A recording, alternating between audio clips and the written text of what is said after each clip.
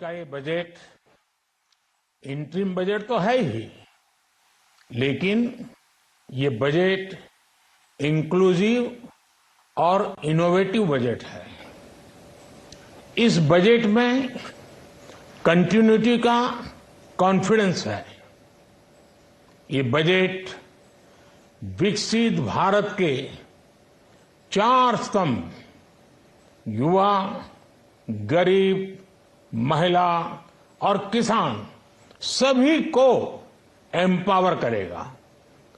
निर्मला जी का ये बजट देश के भविष्य के निर्माण का बजट है। इस बजट में 2047 के विकसित भारत की नींव को मजबूत करने की गारंटी है। मैं निर्मला जी और उनकी टीम को बहुत बहुत बधाई देता हूं। साथियों, इस बजट में युवा भारत की युवा आकांक्षाओं का, भारत की यंग एस्पिरेशंस का प्रतिबिंब है। बजट में 2 महत्वपूर्ण निर्णय लिए गए हैं।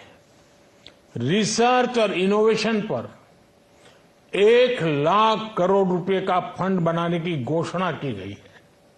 बजट में स्टार्टअप्स को मिलने वाली टैक्स छूट के विस्तार का भी ऐलान किया गया है।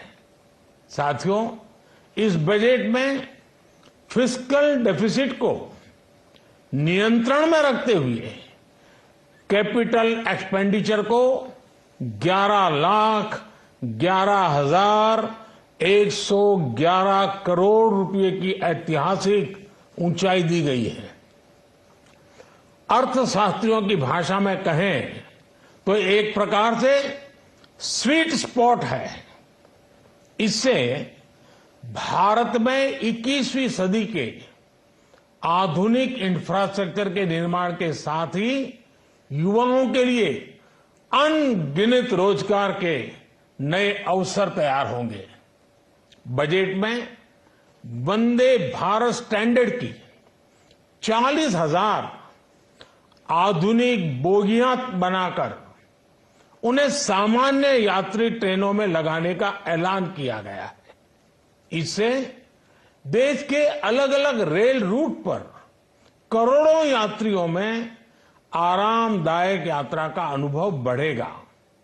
साथियों, हम एक बड़ा लक्ष्य तय करते हैं, उसे प्राप्त करते हैं और फिर उससे भी बड़ा लक्ष्य अपने लिए तय करते हैं। गरीबों के लिए हमने गांवों और शहरों में 4 करोड़ से अधिक घर बनाए। अब हमने 2 करोड़ और नए घर बनाने का लक्ष्य रखा है। हमने 2 करोड़ महिलाओं को लखपति दीदी बनाने का लक्ष्य रखा था। अब इस लक्ष्य को बढ़ाकर 3 करोड़ लखपति दीदी बनाने का कर दिया गया है। आयुष्मान भारत योजना ने गरीबों की बहुत मदद की है। अब आंगनवाड़ी और आशा वर्कर, उन सबको इस योजना का लाभ मिलेगा। साथियों, इस बजट में गरीब और मध्यम वर्ग को एम्पावर करने, उनके लिए आय के नए अवसर बनाने पर भी बहुत जोर दिया गया है। रूफटॉप सोलर अभियान में 1 करोड़ परिवारों को सोलर रूफटॉप के माध्यम से मुफ्त बिजली प्राप्त होगी।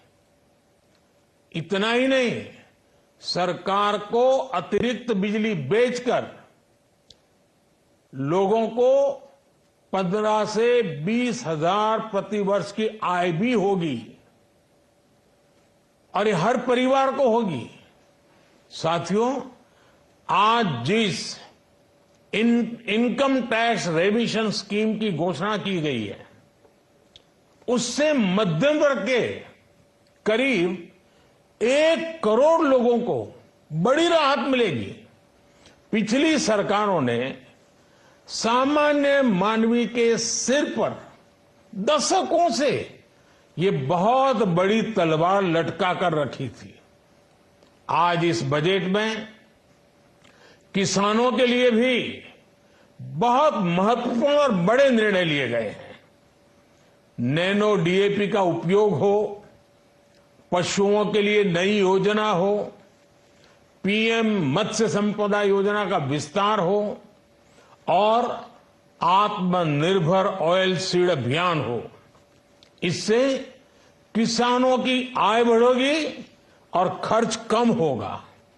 मैं एक बार फिर सभी देशवासियों को इस ऐतिहासिक बजट के लिए शुभकामनाएं देता हूं। बहुत बहुत धन्यवाद।